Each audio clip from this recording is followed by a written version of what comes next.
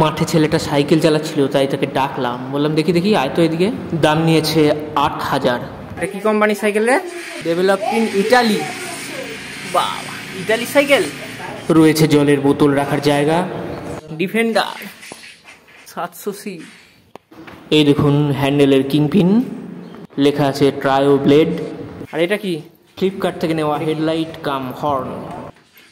খানিকক্ষণ টিপে ধরলে আওয়াজটা বদলে যায়।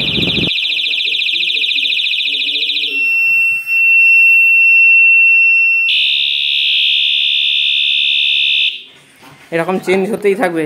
6টা আছে না? হর্ন লাইটটা চার্জিং, মোবাইলে যে কোনো চার্জার দিয়ে চার্জ দেওয়া যায়। আর সাউন্ডটা কিন্তু খুব জোর। ক্যালকাটা সাইকেল স্টোর্স থেকে নেওয়া হয়েছে। আর ওহম কোম্পানির এই অ্যালুমিনিয়াম জলের বোতলও দিয়েছে তো। অ্যালয়ের সাইকেলটি।